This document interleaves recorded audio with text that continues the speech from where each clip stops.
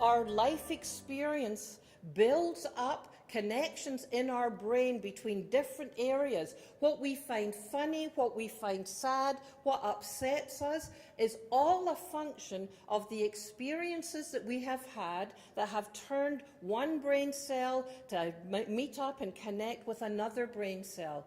So it's not about nature and nurture anymore, which is the big one, which is more important. We now know that our brain is formed by our genes and the environment interacting together. So it's not nature or nurture, but it's nature times nurture. Now, what we need to keep in mind here as I go on is that genes play a big role. There's no question at all about that. But the more neuroscientists, guys who study the brain, look at it, the more they're finding that the environment turns on or silences certain areas of the brain. And so as we look at the brain, it has billions and trillions of neurons in it. It's as soft as room temperature butter. Imagine that. Imagine that as you slam against a brick wall when you're rollerblading or skateboarding without a helmet. So it has as many neurons, brain cells, as stars in the Milky Way. Now, you know, the really interesting thing about not wanting to be seen with your parents, the real truth about that is not that they don't love you, but in this transition as they're getting their identity, it's embarrassing to realize and for other people to realize that you are still a child. You're entering adulthood, and if you're with your mum, then it shows that you're just a child. So it's not anything at all to do with us as parents. So under construction, how do we know this? So this is from the scientists that have looked over and over again at electronic and other means of seeing how the brain is developing. When I was in medical school in 1980, 1981, we did not know about the changes that were happening in the teenage brain. So we know it through neuroimaging.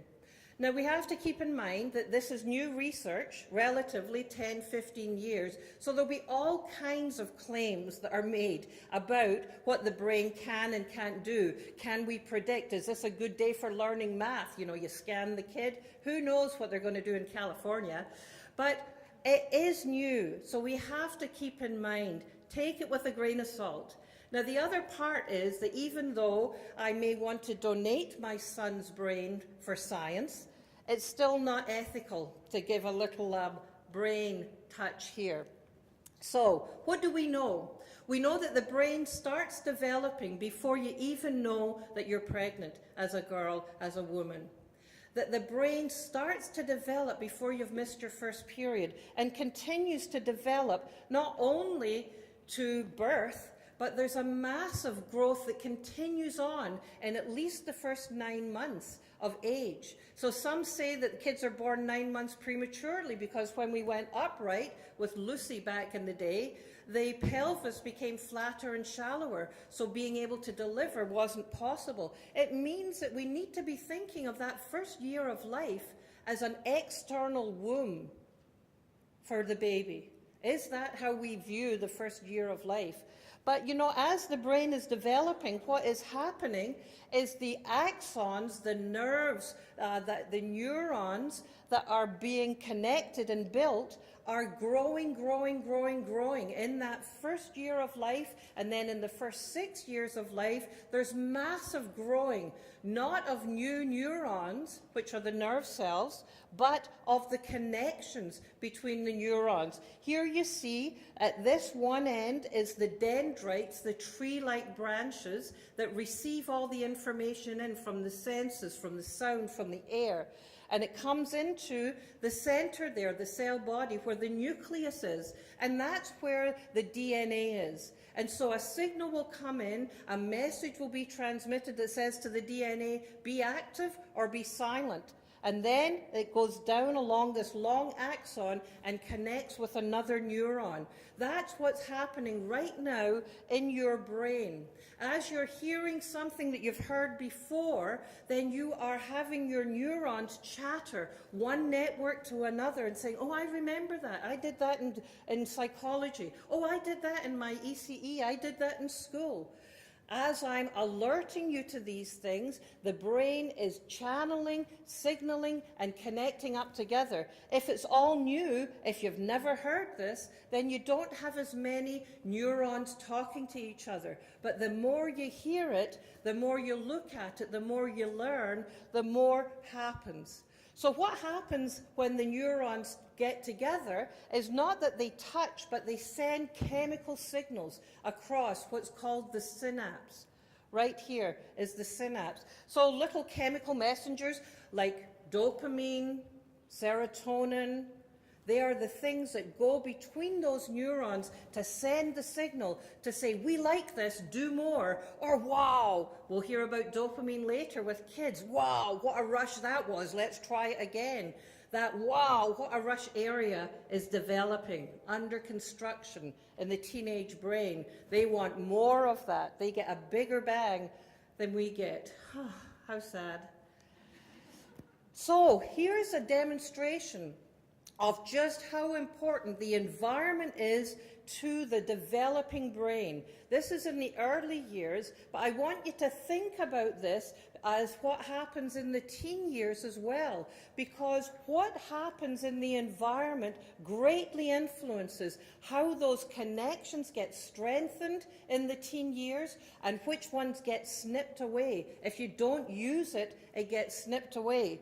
So this was a study that looked at how many words kids heard in the first years of life. They went in once a month and literally added up all the words that kids heard in three kinds of family. Families who were in the lower socioeconomic classes, families who were in the middle, and families who were in the top.